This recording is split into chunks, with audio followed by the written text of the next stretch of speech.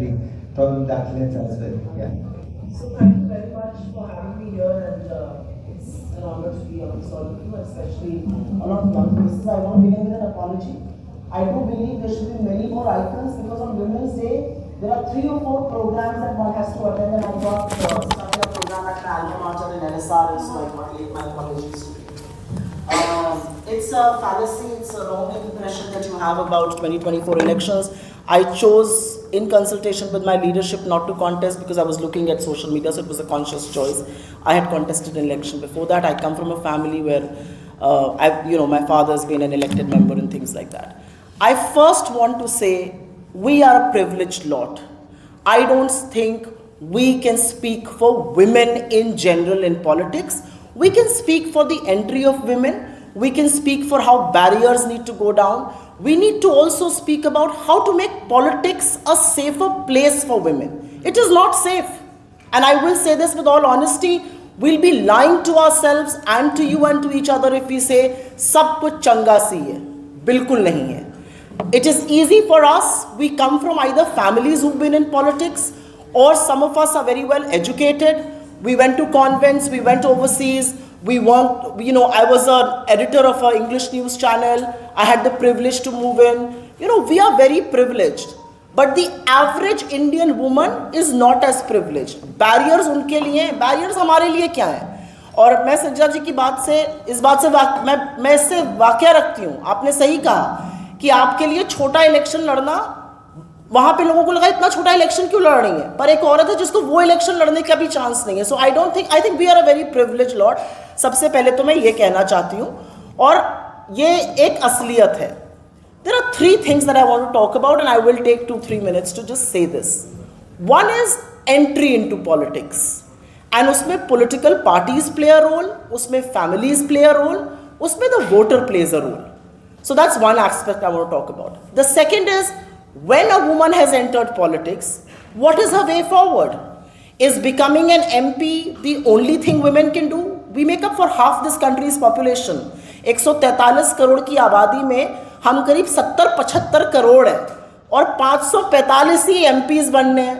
तो अगर सिर्फ MP बनना ही हमारा लक्ष्य है, तो I think we have closed the doors for ourselves. So what is the way forward? When you enter politics, what are the different things that you can do? And the third, of course, and this is a very aspect very close to my mind and my heart, as women, can we lean in and ensure that politics is safe? Can we cut across party lines? Can we cut across our social strata? Can we get over our political differences and say, you know what, as far as the women issue is concerned, I'm going to stand with her and she's going to stand with me, and I speak for women on this platform. I'm being very honest, because, and I will begin with point number 1, entry into politics. Women's reservation bill, I think, is a very important legislation. And I will put this question to you, audience. और मैं reservation के पक्ष में हूँ, मैं OBC, SC, ST reservation के भी पक्ष में हूँ, मैं गरीब सामान्य वर्ग के भी reservation के पक्ष में हूँ, मैं women reservation की बहुत बड़ी पक्षधर हूँ. क्योंकि मुझे ऐसा लगता है कि सदियों से जो एक भेदभाव किया जाता है, उसको खत्म करने का एक तरीका reservation होता है. We have seen it with caste-based reservations, we will see it with women's reservation. लेकिन मैं आप सब लोगों से एक बात पूछती हूँ, और हम यहाँ पर भी आपस में चर्चा करेंगे. We are having a very free-wheeling conversation. I'm not speaking as a Congress person today, and I hope all of us speak as women. Let us ask ourselves one question. अगर यही reservation दलितों के लिए या OBC वर्ग के लिए होता, जो करीब 50, 60, 70% है, क्या हम उसमें conditions लगा सकते थे?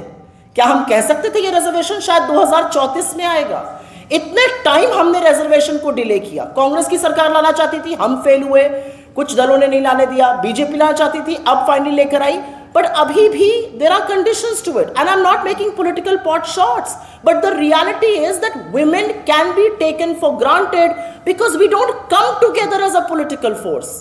आज सब लोग इलेक्शंस में बात करते हैं वुमेन वोटर बहुत है जरूरी, और मुझे ऐसा लगता है कि विमेन अपने दिमाग से जहां मर्जी आती है वहां वोट देती हैं.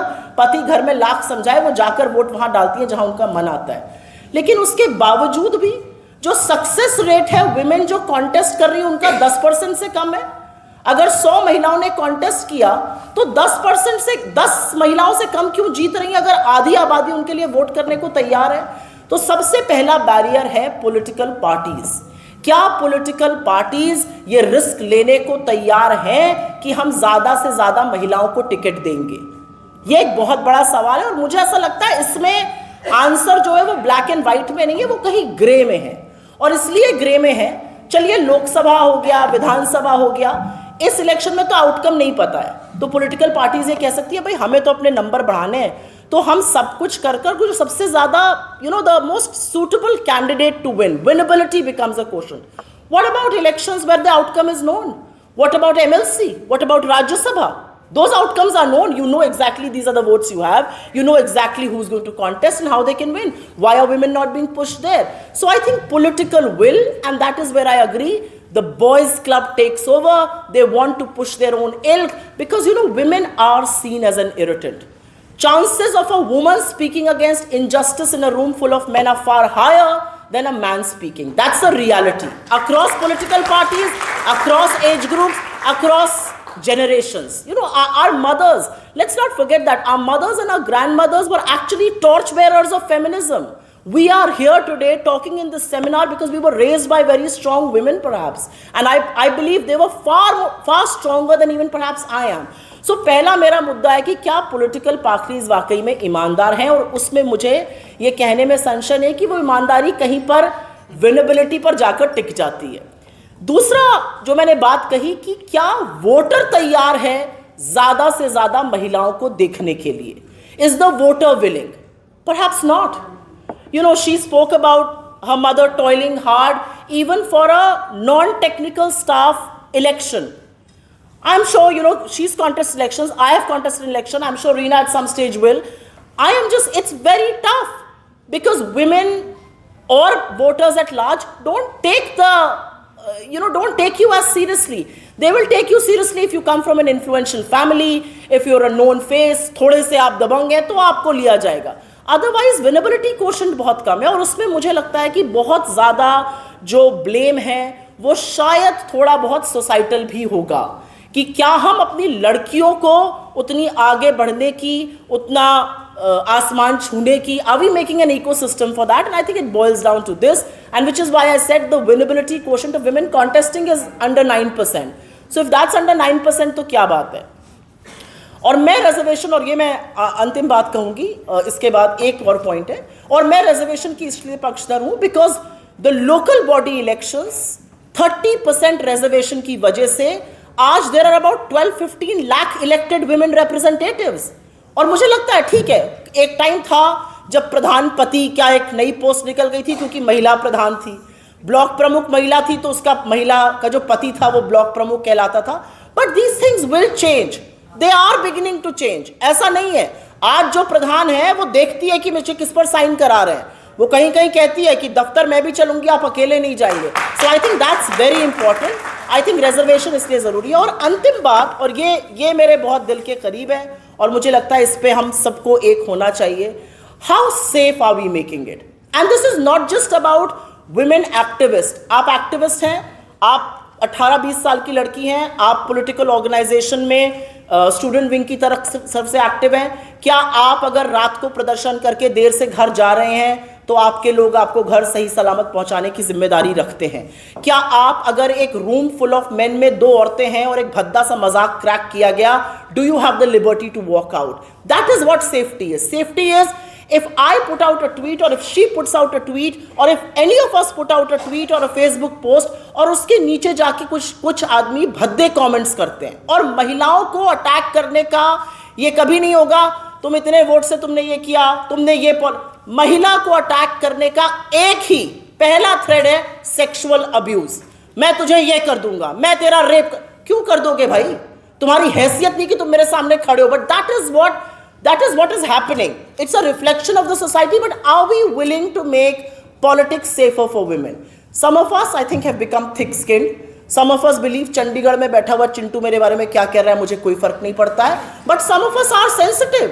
I'm being honest with you. I have women colleagues who are very sensitive. They turn around and say, यार comments पढ़ के ना कई बारी बहुत दुख हो जाता है. And it happens. I'm sure it happens to women in the BJP. It happens to women in AAP. It happens to journalists. I mean, Sarvapriya is somebody I'm a huge fan of her work. But I sometimes see she's hugely lauded for her work, but she's also hugely attacked.